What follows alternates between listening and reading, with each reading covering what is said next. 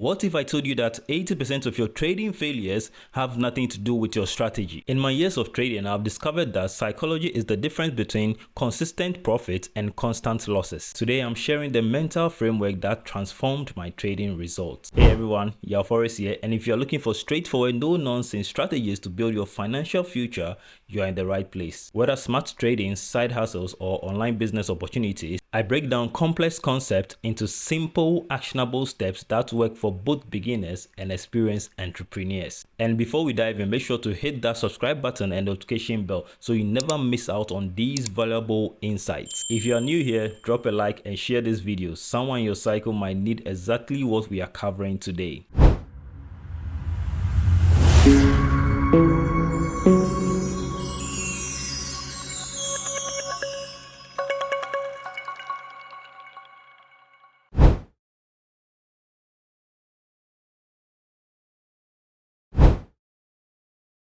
Most traders focus entirely on indicators, entry points, and technical analysis. But here's the uncomfortable truth. Your mind is sabotaging your trades before you even click buy or sell. Let me show you exactly how this happens. There are three major psychological traps that destroy trading accounts. First, fear-based trading. This happens when you exit profitable trades too early or hesitate to enter valid setups.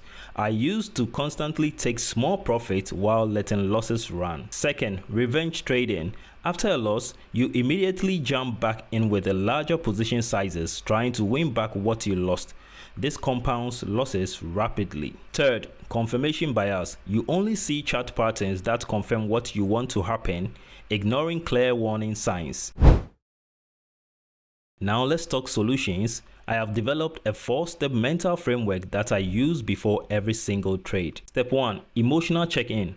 Before opening any position, I rate my current emotional state from 1 to 10.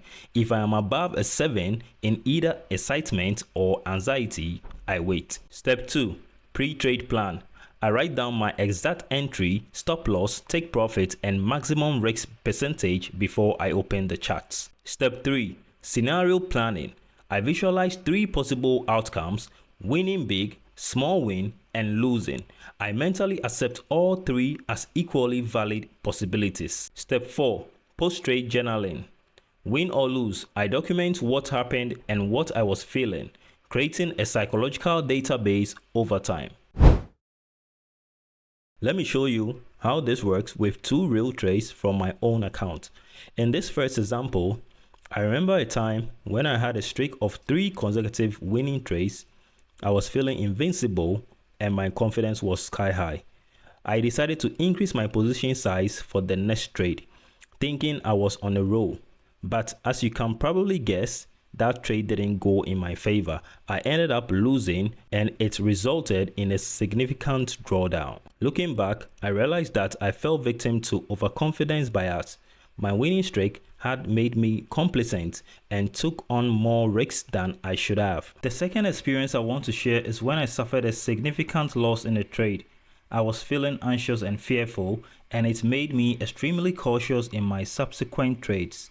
I was so afraid of losing again that I ended up missing out on several profitable trades. This experience taught me about the power of loss aversion. My fear of losses had overweighed my potential for gains, and it had cost me dearly. These experiences have been valuable lessons for me, and I hope they can help you avoid making the same mistakes in your own trading journey. Here's exactly how to implement this in your own trading starting today. Create a trading journal with both technical and emotional sections. Set a cool down period after any significant loss. Establish firm risk parameters that don't change based on emotions. Practice mindfulness for 5 minutes before your trading session. The difference between consistently profitable traders and everyone else isn't their indicators or strategies. It's their psychological edge. Master your mind and you will master the market.